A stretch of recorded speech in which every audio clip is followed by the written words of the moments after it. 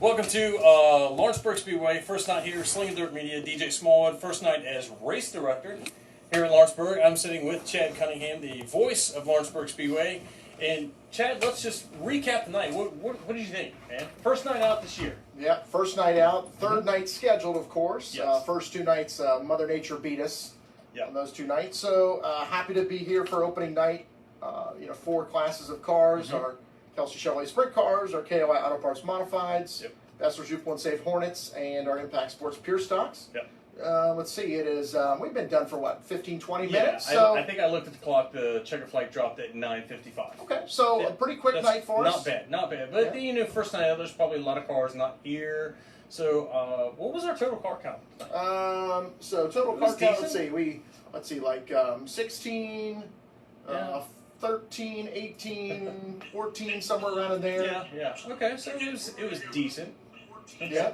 So I thought overall, I think the night went successful for an opening night. Yes. The track held up pretty good. You never know what you're going to get on opening night as far as racetrack's concerned. We put some water down a couple times. But track was racy throughout the night. You had guys that were still able to pass low. It seemed like, and maybe that's just the preferred line around this place is a little high. So you had your guys running high side to carry momentum, and we've seen that. Speaking of modified feature, when it started out, the first attempt, man, you had 3 wide going in the corner. So that's good racing. And always, DJ, the highlight of any night for me is we had not one but 2 first-time feature winners here at Lawrenceburg. Yeah. Love to see first-time feature winners. That's always exciting, and it does get boring if you've seen the same guys win over and over and over. But hey, we all have fans. We all drivers that we like, and it's not saying we don't like anybody. But yeah, it's always exciting seeing somebody get their first win at a place. Yeah. So Tyler Kendall and the Kelsey Chevrolet Sprint cars. Tyler out of Connorsville, Indiana, drives the number 20 Sprint car. Pretty much dominated the event. Nick Bilby, the defending track champion and 2-time track champion, he was coming in. Really gave him a run for his money until what was that? About lap 17, 18. Yeah, it was 3/4 of the way in. Bilby threw a rod out the side of the engine. So puff of smoke and a pop of fire that we saw up there in turn 3, ending his chances at a victory, and then Tyler Kendall was able to hold on for the win. Definitely exciting feature. Absolutely. First time I've called a sprint car race here. I guess so. First time I've called anything here. But yeah, definitely exciting night. Yeah, absolutely. Let's see, other highlights.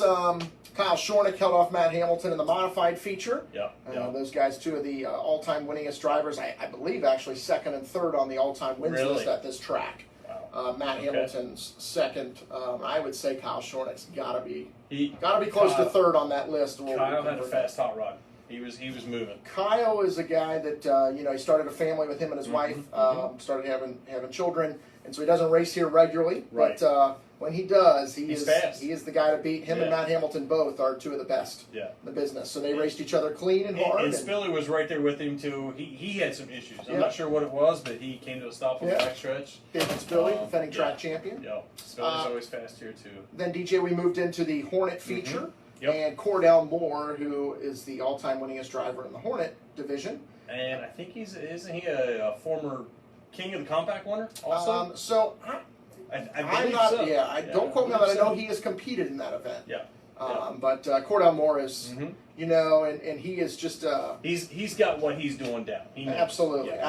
And, when I saw him here in the Hornet, I originally thought, well, what's going on? Because he's now got a modified.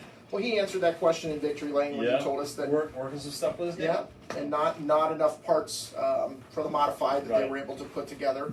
Again, you're back to the parts shortages. I knew several teams. Not just locally. I knew big teams that are still waiting on whatever. I know 3 late model teams that are just waiting on pistons. It's like, how hard is it to get a set of pistons? But it's pretty hard. Yeah. Well, I know some guys that would have been here tonight but are waiting on engine parts. So So then we moved on into our pure stocks. Pure stock class, and our first-time feature winner, Will Hayes. Yeah. Local driver here, I believe, still in high school. The seasoned veteran. Yep, Danny Eichler. Yep. So youth holds off crafty veteran and Danny Eichler, but that was a special win. Will Hayes is a fine young man. He's been racing really. I mean, it's so funny because somebody asked me how old he was. I'm like, oh, he's got to be 20. And somebody said, no, he's still in high school. So still in high school? I think he's a senior in high school. He's been racing pure stock since he was like 14. He started racing pure stocks the first year he was able to. Wow. So pretty great race for Will Hayes. He actually didn't have it as easy as probably he would have liked to. Travis Butt Travis in the Butt 24 he car. was all over him for multiple laps. And really might have been a little bit tick quicker than the 66. Yeah, but Travis lost the drive shaft. Chucked the drive shaft going into turn 1. Yeah. Man. But relatively bad luck. Yeah, relatively safe night. Did get a Hornet upside down. Driver was okay. Yeah, that was exciting. I mean, there was a little contact there, but I think that was after the flip started happening. There was no contact to initiate the flip. It was just how those cars kind of teeter, and I think he just may have caught a rut and sent him over. Right. Right. All in all, I was impressed. Absolutely. I enjoyed it. And DJ, for those of you he mentioned at the beginning, his first time as race director here at Lawrenceburg, and he did a bang-up job, and we're excited to have him as part of the team here. And as I know, I didn't get fired yet.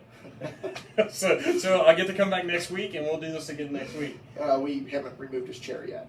Yeah, that's the key word. So, do you feel like everything went well? I do. I feel like it was a good night. I don't think there was any hiccups. I know Terry Murray, he was up here for hot laps in case there was anything or had any questions or anything. But, man, I felt like it just went nice and smooth. I mean, I didn't have to, hey, Terry, what do I do? I mean, I felt like it was a good, nice, smooth night, Fans looked like there was a decent fan count in the stand, so I got nothing to complain about. I mean, I thought it was a good night. For an opening night, nothing to complain about. Everybody seemed to go home happy, and it's the first of what we hope are many, many great nights here at Lawrenceburg for 2022. For sure. Just excited to be back at the racetrack. And the extra weeks off were, ready to get back to the track.